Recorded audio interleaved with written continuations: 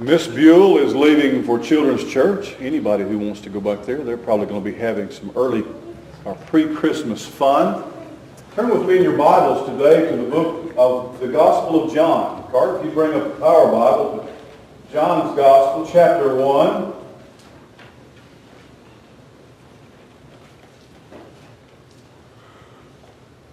I went through a phase of in my faith and also in my as a Christian leader, where I was a little bit down on Santa Claus,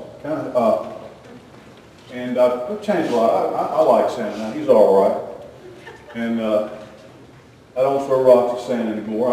I've pastored churches where I absolutely refuse to let them have Santa Claus come to church and distribute gifts. Kind of a problem with that.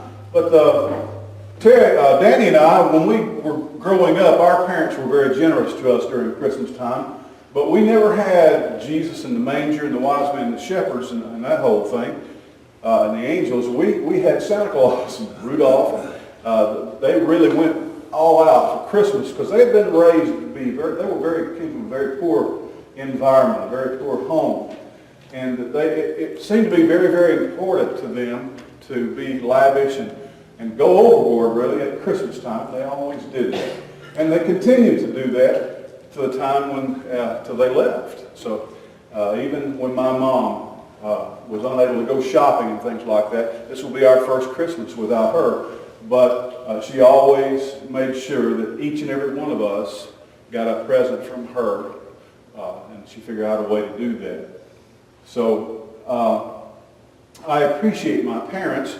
And they were both raised in church, but to them, Christmas, probably from their upbringing, to them, Christmas was all the secular things and all the things that the world celebrates about Christmas when they kind of want to avoid the Jesus part of it.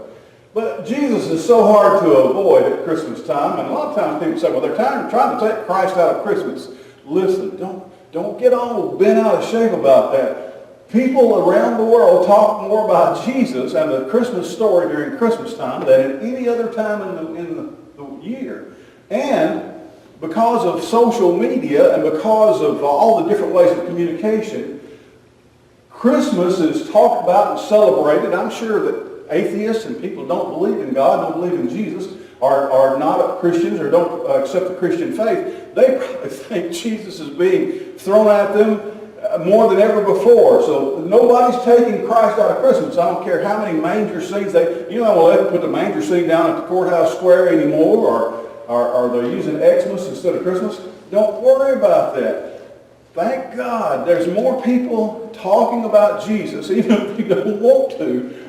And there are different ways to celebrate Christmas without having Jesus in it at all. But it's very, very hard. And so, we don't have to be heavy-handed, and I'm not interested in just banging people over the head with Jesus, or even at Christmas time or Easter time. But it's just one of those things that seems to happen, and so I found that even Santa Claus can be a part of that. You don't have to worry about him. He's not trying to destroy Christmas. Now there's some problems with Santa Claus because this myth, a part of the Santa myth, is like I mentioned to the kids. And we have all done that, and I enjoy the songs and things like that. But, it's really kind of extortion to threaten kids that they're not going to get anything for Christmas if they don't behave. Teaching the right reasons for being nice and being good and obeying. Don't threaten. And meaning will say, if you don't behave, I'm going to just take you home. And I'm not kidding. I look at Avery and Addison and I say, she's kidding. She ain't going to take you home. I will pinch your head off. And the kids, both girls look at me with horror in their eyes. She ain't going to pinch your head off. I said, I've been watching her do that for how long? Like 34 years now? She says, how many times am I going to have to tell you this is the last time I'm going to tell you? And I've had to get on her a lot of times. I said, either beat them kids or I'll beat all of you. Just don't keep hollering at them and threatening them. Jump on them every once in a while when they're not looking. Pow! Do some good like your mama and your daddy used to do. No, Santa Claus gets involved. Let me tell you the real problem. And kids don't think like this. This is my own twisted Christmas. Do you know who gets left out at Christmas? Sometimes, there's going to be some little boy or girl going to figure out somewhere that Santa doesn't bring gifts to little boys and girls who are poor. Or their daddy got laid off. Or their mama doesn't have a job, Santa didn't bring it. Was I bad? No. It's just Santa's got a rule. He doesn't give presents to poor people. And you find that it seems like rich people, their kids get lots of presents, and poor people's kids, they don't get many presents. So like Santa's a little bit out of whack.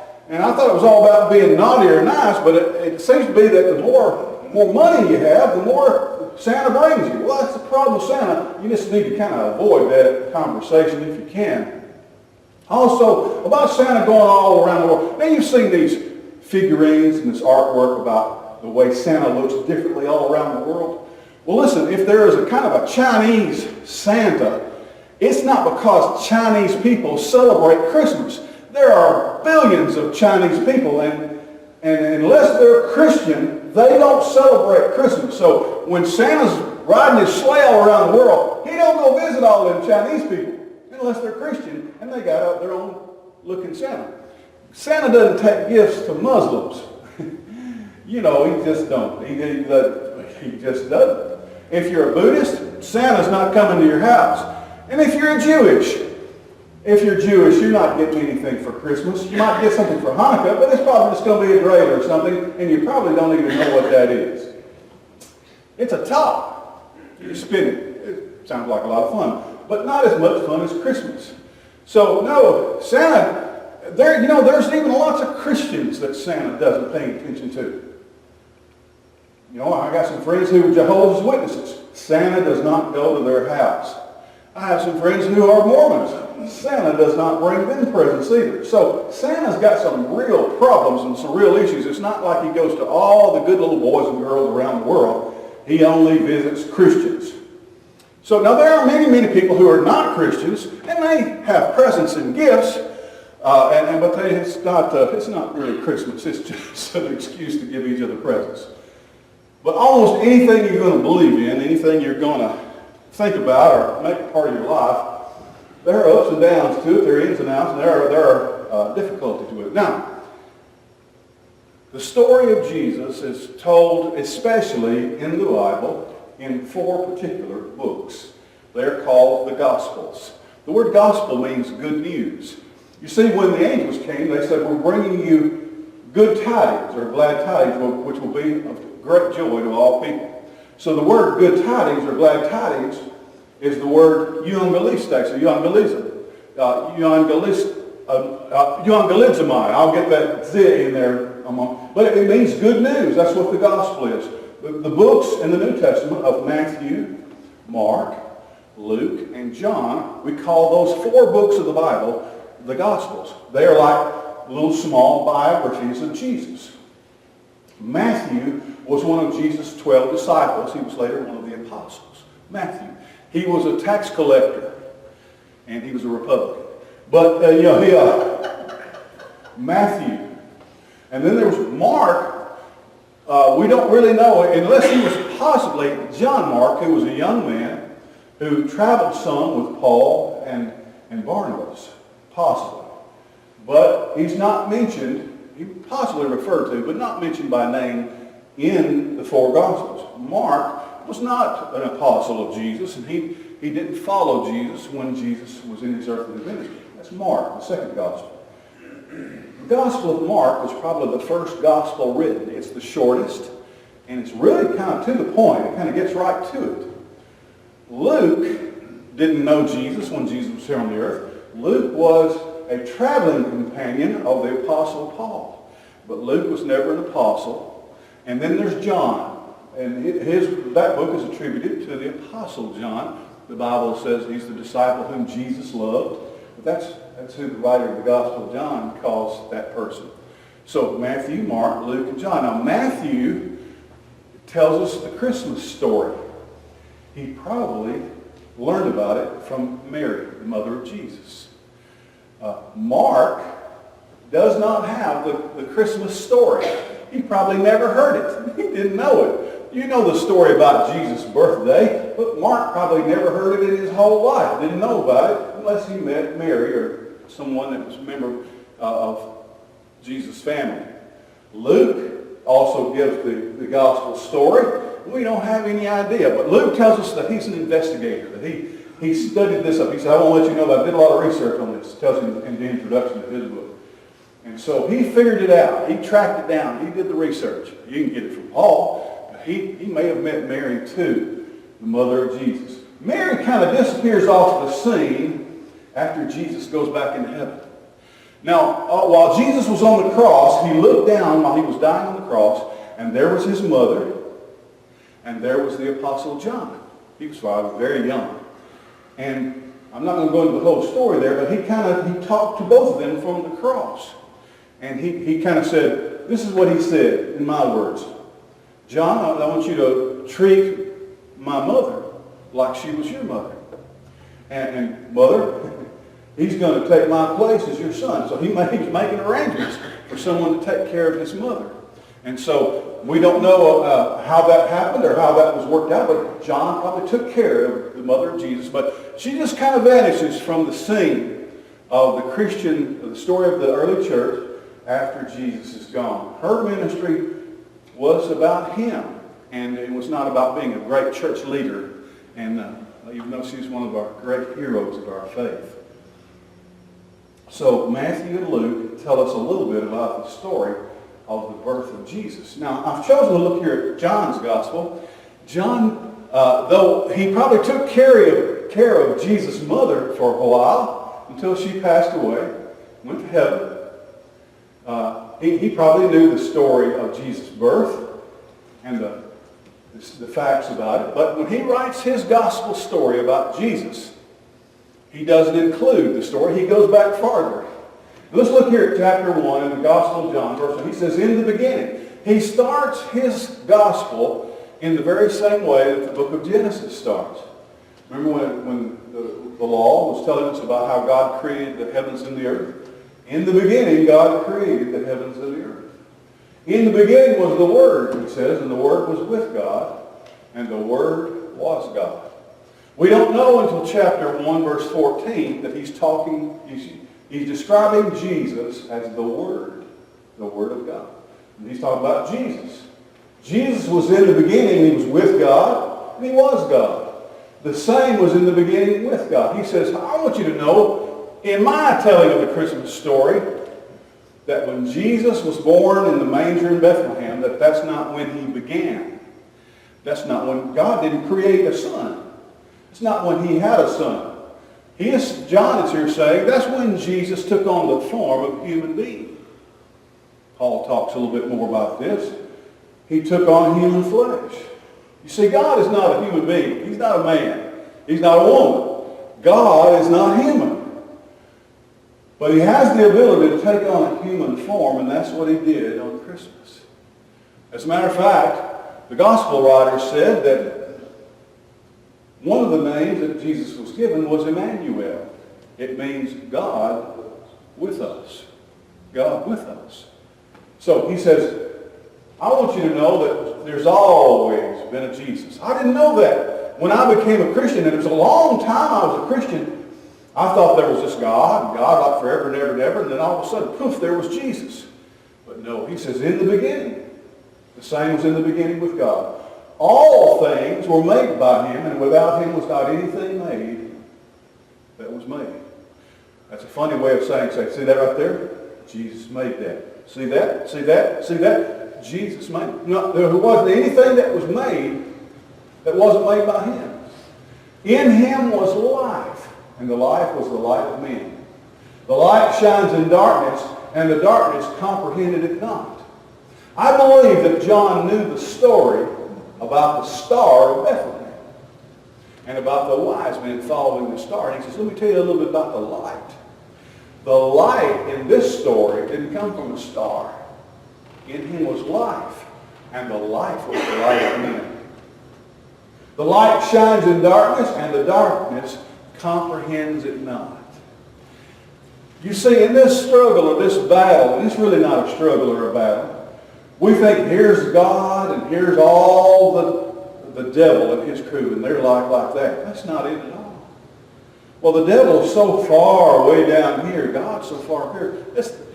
There's not a dualistic universe where there's good and there's bad and they're fighting equally. Here's what John's saying. He says, you ever been in a dark room? You ever been in a room where there wasn't any windows, no doors, and it's totally dark? And he says, now turn on the light. Did you see the struggle and the intense battle that went on between light and darkness as you turned on that light switch? He said, no, man. No. The darkness comprehendeth it not. Good is so much more superior to bad. God is so far above the devil. And light and darkness have no comparison. All you got to do is just light a little match and the darkness has to flee away from it. If you can comprehend that and see and find out, now you're going to be deceived and lied to, and you might even be fooled into think that there's more darkness out there than there is light. Or there's more evil in the world than there is good. Don't swallow that. That's not true. And evil and darkness and pain and agony, that wins all the time. And we hardly ever see anything good. Well, you're not seeing correctly. I believe you've been tricked. If you wish, God can open your eyes, if that's the way you see. The light shines in the darkness, and the darkness comprehends it not. And he says, there was a man sent from God whose name was John. Now, it's not this guy writing this letter. He's talking about a man that they called John the Baptizer. A man was sent from God whose name was John. He came to bear witness of the light that all men through him might believe. Now, he wasn't the light. He was sent to bear witness of the light. Let me tell you something.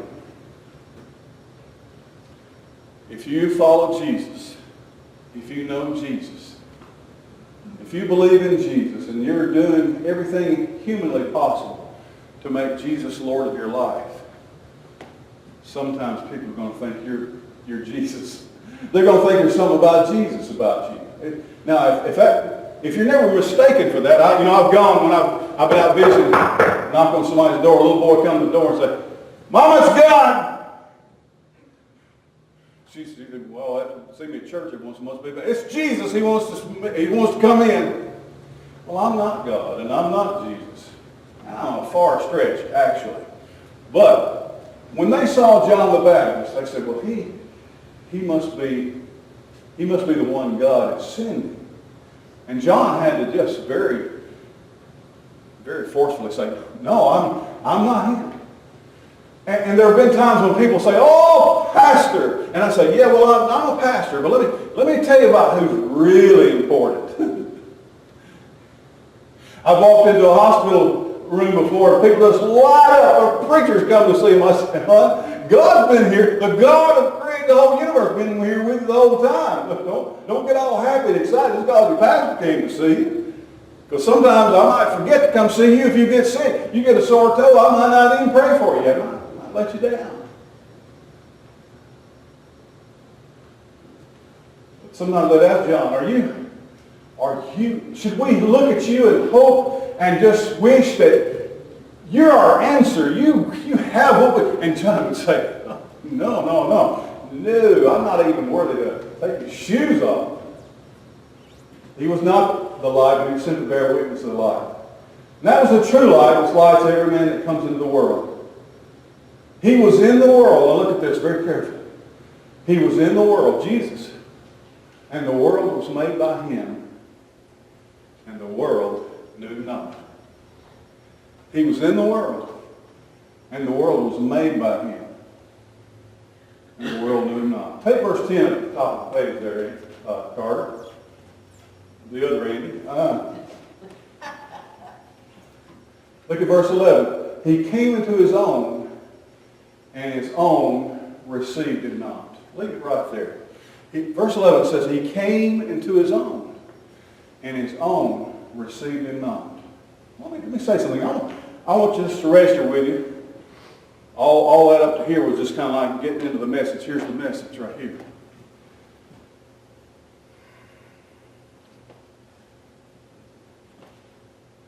there's really no logical or sensible scheme that explains how Christianity ever survived.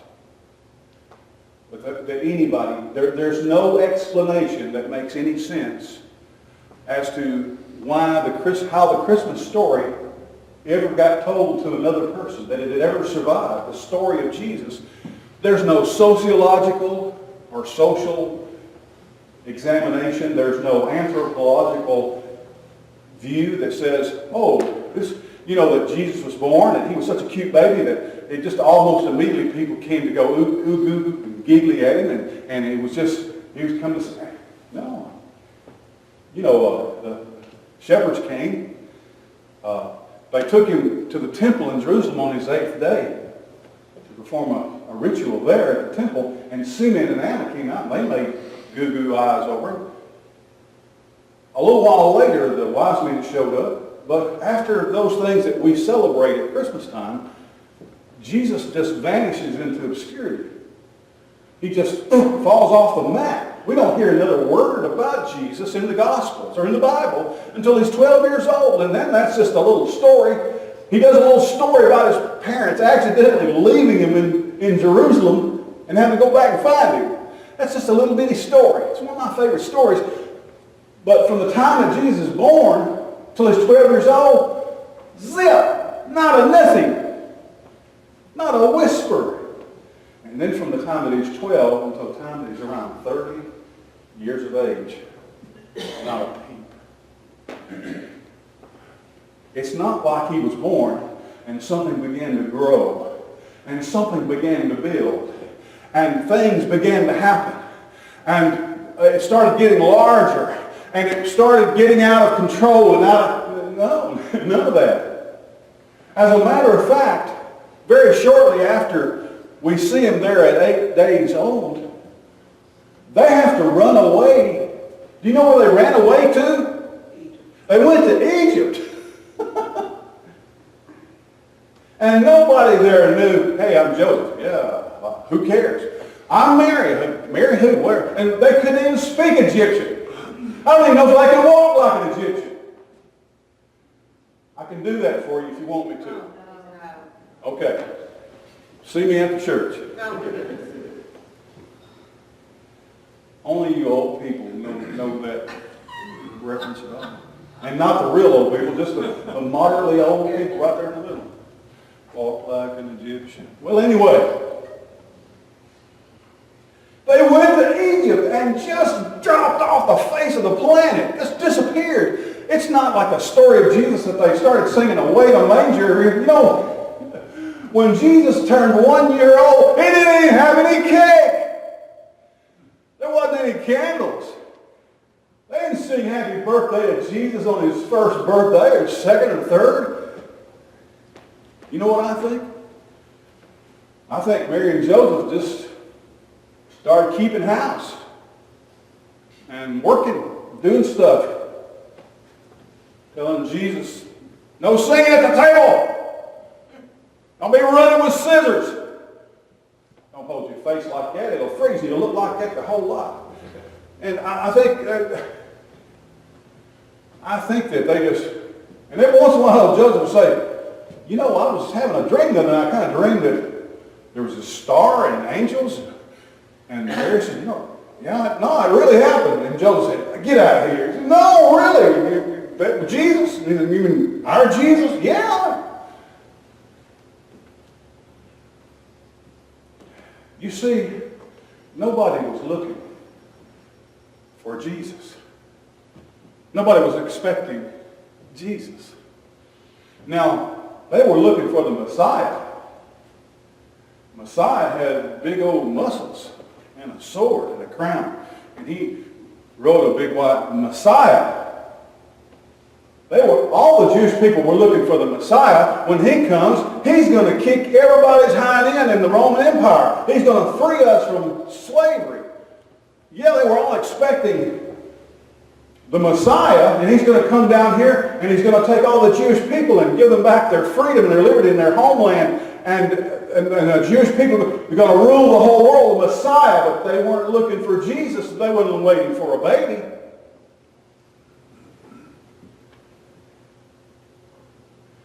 Maybe some of those shepherds on the way back to their fields would say, is a baby? And I said, yeah, I don't know. Go figure. Don't know what God's doing, but, I really wasn't expecting a baby. Mary wasn't even expecting a baby. People were maybe disappointed.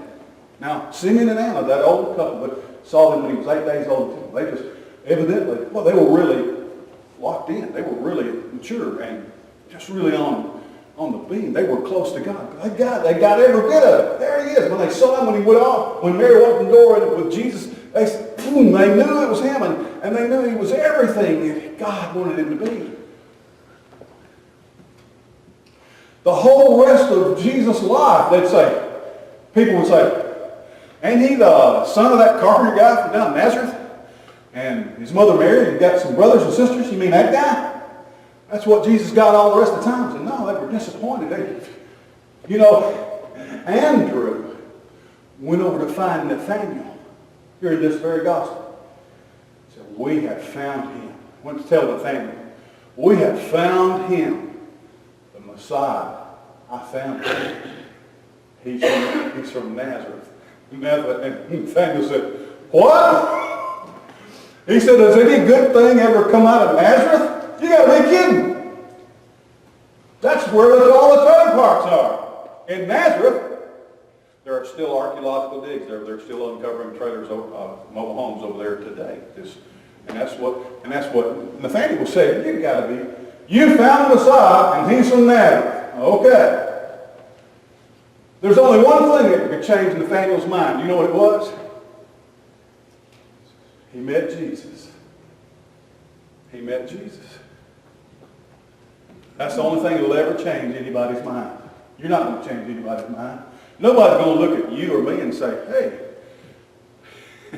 Nobody's going to look at me and say, well, it all makes sense. It's Christian things. No, you got to meet Jesus. Got to meet Jesus. All they meet is you or me. They're not going to really care much about Jesus at all. There's no reason. They kept saying, you mean this guy? He's dead broke. He ain't got a job.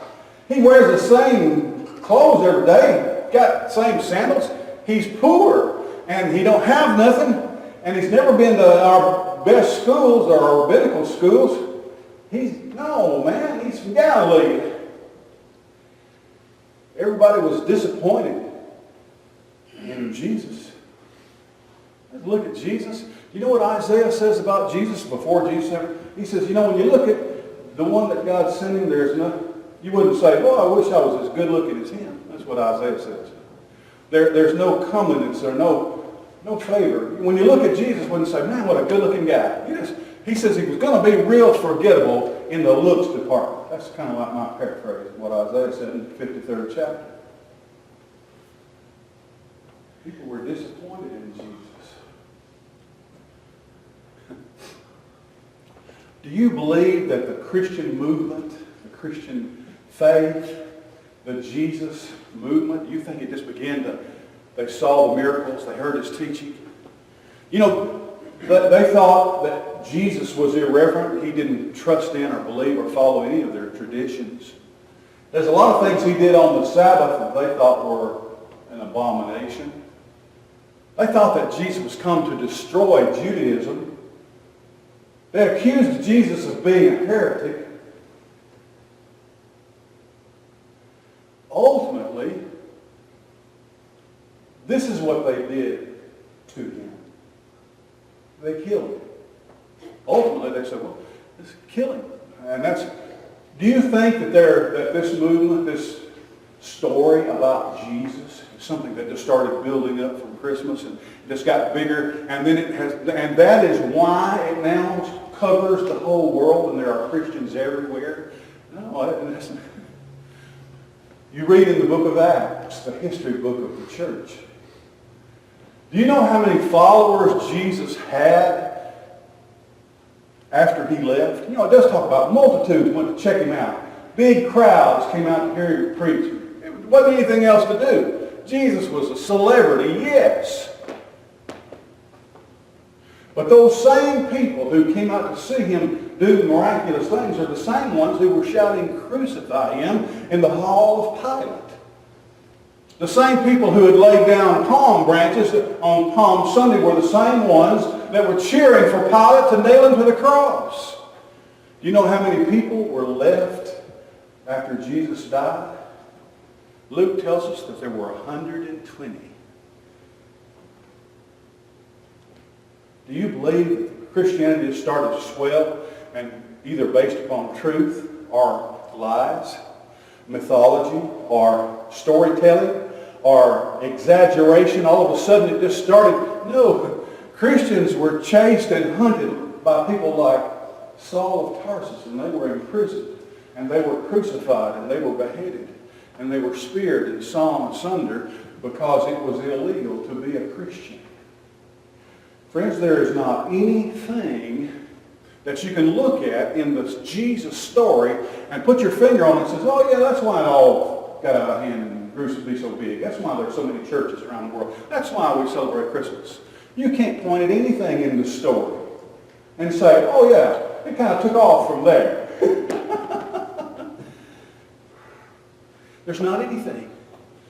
People were pretty much let down, disappointed. And when people say, "Well, there he is," everybody said, "You got to be kidding. That guy is the hope of the whole world? Well, where's the peace on earth and goodwill toward men? He's been here for a while." And it looks like, when Jesus left, Rome was still the empire, and people were still being crucified, and taxes were being raised, and crime was rampant, and hate filled, and racism, and all different kinds of human depravity reigned. You mean Jesus came and didn't make any difference whatsoever? There's not anything that you can go to in the Jesus story and say, "Oh yeah, I can see why this caught on. I can see why this is so popular today, and why there are so many Christians." Let me just tell you something. If you go, and the internet is a wonderful thing in many regards, you can go to the Foreign Mission Board, or you can read statistics on the evangelicalism in the world today. Let me tell you something. There are more people, and I don't know why Christians aren't just dancing in the streets about this.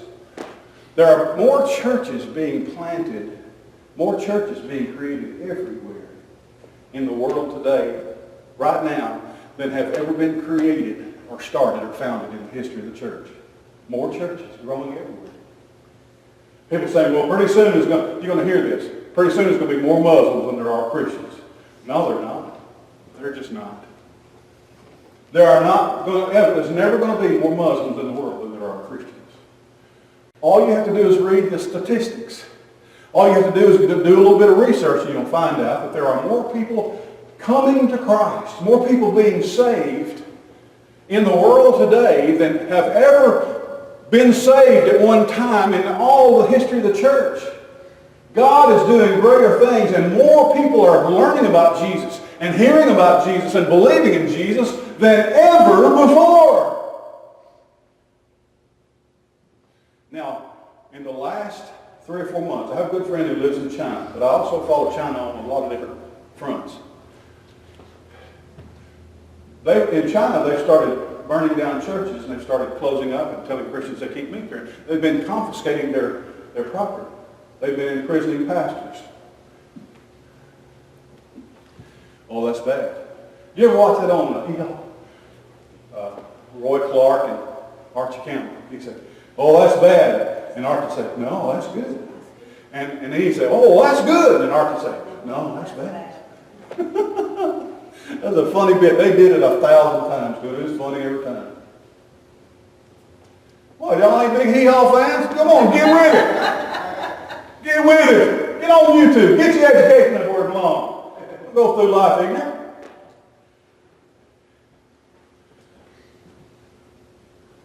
Arresting pastors, closing churches, forbidding Christian meetings. Oh, that's bad. Do you know why they're doing that? Do you know why the government is sinking down and And you know why the government is getting all twisted out today? Jesus is winning. There are more people, more Chinese people are giving their heart to Jesus than at any statistics. And if they continue at this rate, there will be more Christians in China by the year 2026. There will be more Christians in China than there are in any other country in the world. And they're doing it. And listen, don't tell them. But every time you kill a Christian, do you know what happens? The blood of the martyrs. The church thrives on the blood of Jesus and the blood of martyrs. When you kill a Christian, 10 more people are going to spring up in his place, because the way Christians die is a testimony.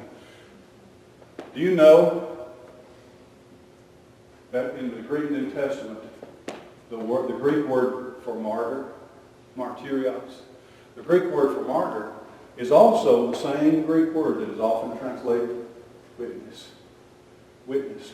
Kill a Christian. Go ahead. Just go ahead. I'm sorry, that old Obi-Wan Kenobi quote always comes up where he's fighting Darth Vader there in New Hope.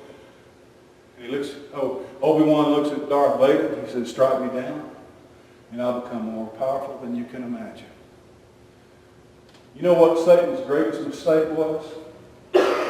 He killed Jesus. Oh, I got him now. Uh-oh. You ever heard Carmen's song, The Champion? Champion. Oh, yeah, that's a great song. It's about Jesus and the devil in a boxing match. It's great. And the devil just keeps on there. And Jesus and the devil got boxing gloves on, and there's a crowd of demons there, and all the people in the world are watching. And, Google it. Go to YouTube. The Champion.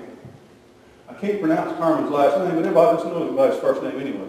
It's like a Raggaducio or something like that. And the devil just keeps on trying, and he can't lay a glove on Jesus. And then finally Jesus just drops his hands, just puts his hands down. And the devil hits him so hard, it kills him. And Jesus is laying there on the mat. And the music gets quiet. And Jesus is dead. The devil killed him. And then it says, the Father, who is the referee of the fight, he starts the 10 count. I say 10, 9, 8, and the devil says, "Wait a minute, God, you're counting wrong. 7, 6, 5, 4, 3, 2. And Carmen says, "He's won. He's won. He's won." No. Looking at the historicity of Jesus and looking at the story, there's not anything on a human level that explains at all how you and I ever heard about Jesus, how more people are hearing about him today than ever before. There's nothing you can't say, well, that's why it's marketing. He had a web page, or his disciples did a real good job. No, they didn't. I was checking out on Larry Guthrie to see if he had any pictures for us. I know Andy's been checking them out too. He's running a little late. I think they probably already had their boxes in Honduras. They might have brought them to Mexico. I don't know. But, Larry's with the Amen. He goes, "Amen." It's Amen group. Remember what the name of Larry's team is? There are 3 or 4 different teams, and he's on the team. Y'all weren't paying attention. It's a God thing. That's the name of his team. It's a God thing.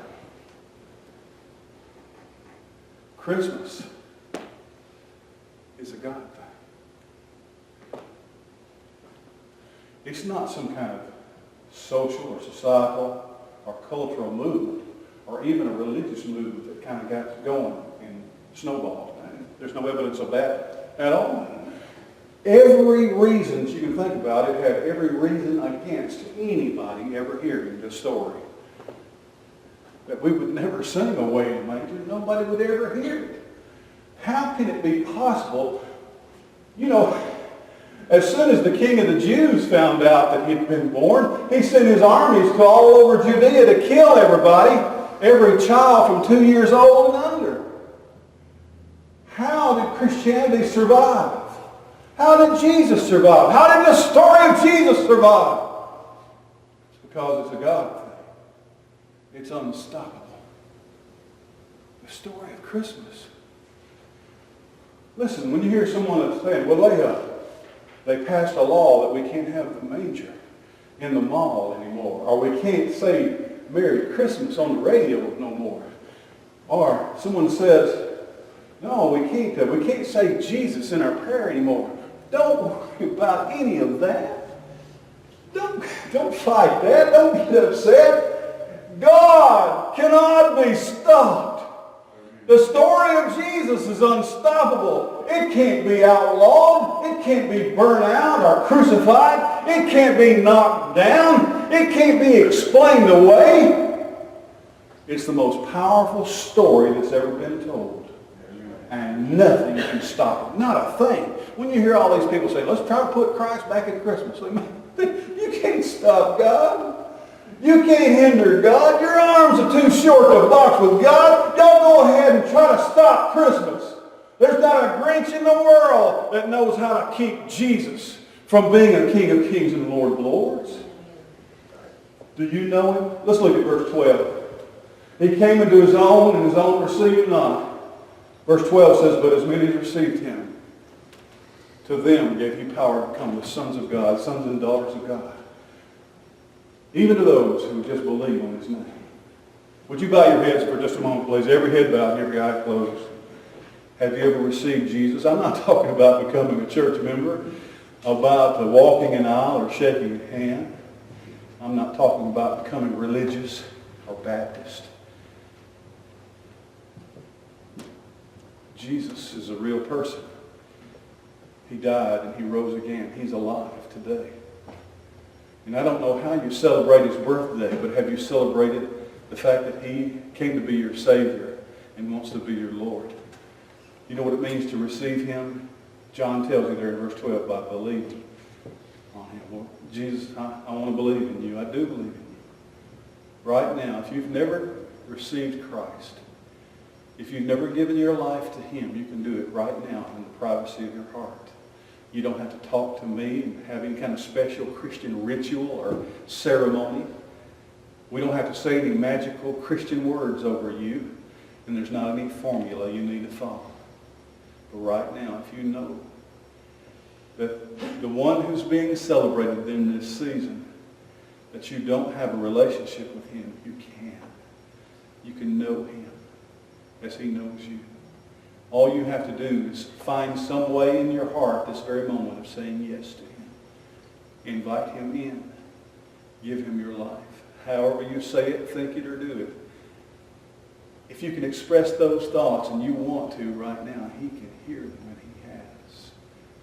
And at that very moment that you had that sense of wanting to believe in Jesus, the deal was sealed with you, and he'll never leave you. You'll be his forever and ever. You are now a member of the family of God. Right now. Did you do that? If you did, you'll never forget it. You'll never regret it.